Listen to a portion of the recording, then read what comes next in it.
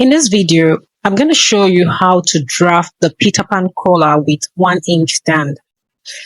Now, it means that if you measure from the back of the collar stands by 1 inch. So, the Peter Pan collar is most popular in kiddies, children's wears, school uniforms, and it's a very pretty collar. You can embellish it. You can create several designs. So for today's video, we're going to be making the 1-inch stand, and it's going to overlap by 4 inches. Now, the higher the overlap of the collar, the higher the stand you will get. So let's go straight into the pattern drafting. I'm going to arrange my pattern in such a way that the back pattern overlaps on the front pattern along the shoulder seam. So this is me trying to align the shoulder seam along the neck, the tip of the neck.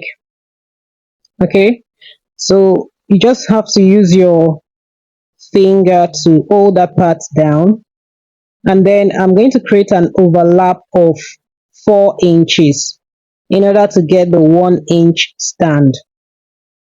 So here I'm just measuring 4 inches. Okay, 4 inches.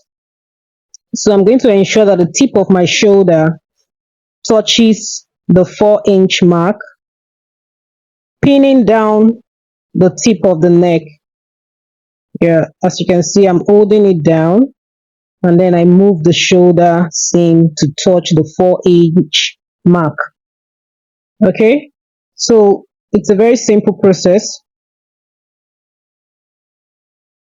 And then the next thing will be to just mark out the neckline. So I'm using my pencil to draw out the neckline, starting from the back. Okay, that's the shoulder. That's the shoulder. Okay, so I'm on the front neckline right now, and that's the center front. This is the center back. Okay, so we are done. It's a very simple process. And so I'm taking off my patterns now. And then, as you can see, the shape of the neckline is looking kind of awkward. So the next thing I will do is I'm going to drop the front neckline by 1/2 inch. That's the center back. So that's the shoulder. I'm just trying to label the various parts. So I'm going to drop the center front by 1 inch. That's the center front. And then for the center back, I'm going to step up by 1/8 inches. So the next thing will be to redraw the neckline. So I'm going to use my curved ruler now to redraw connecting the various points from the center front to the shoulder and then to the back. And then I'll blend as much as possible. Okay, so I'm connecting from the center front to the shoulder notch. Okay, so I had to flip the ruler.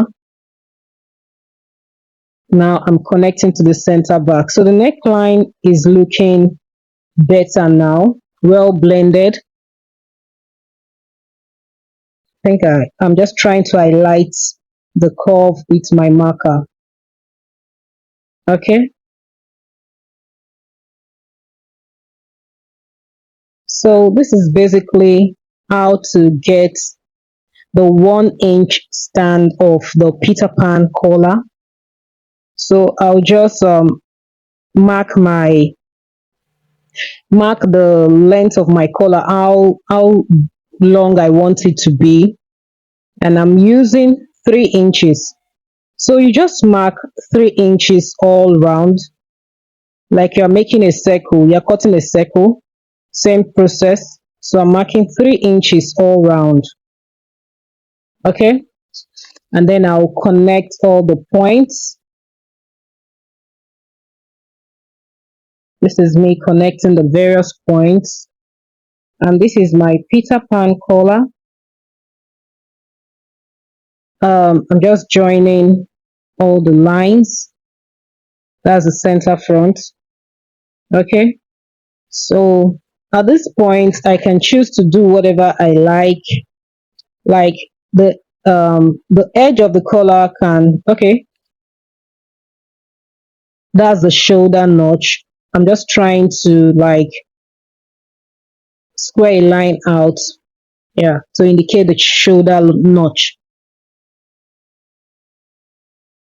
Okay, so for the M line, like as I was saying, I can make it scallops. I can use whatever design I like. Like there are several options. I can even make it an asymmetric Peter Pan collar. But for the purpose of this tutorial, we're making a basic Peter Pan collar. So I'm going to, I'm just going to curve it. It's very basic. Okay. So I'm just going to use my ruler now to highlight all the curves.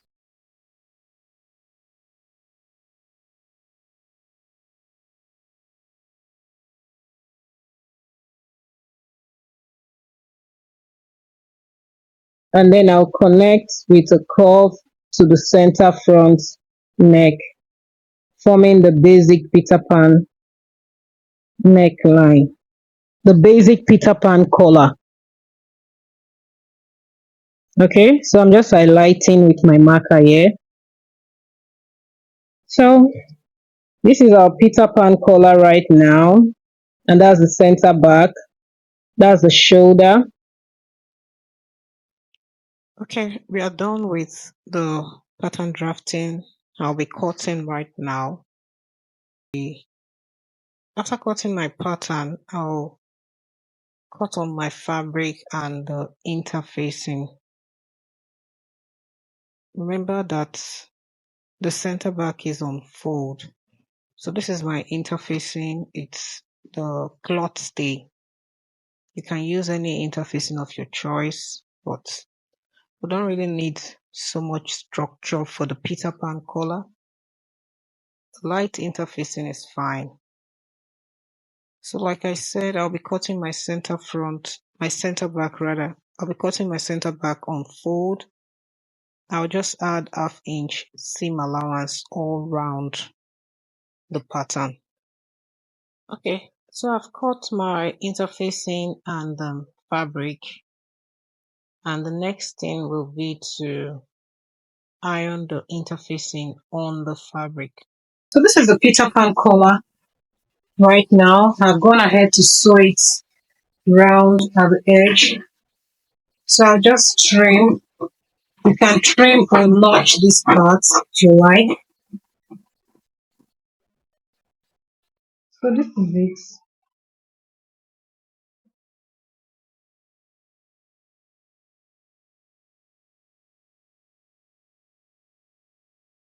Yeah, remember this is our center back. Remember this is our center back and this is our front. So I'm just going to fix this on my neckline, and then I'll use a bias tape to conceal the rough edge. And then I'll use a bias tape to conceal the rough edge. So this is my Peter Pan, basic Peter Pan collar. So this is our Peter Pan collar. You can attach this to any dress or top of your choice. This is the front and this is the back. Mine did not go around the neckline because this is actually not the exact neckline measurement I used. So make sure you take the correct measurements from your pattern so that it will fit properly. Thank you guys for watching till the end. Like, share, and subscribe to my channel.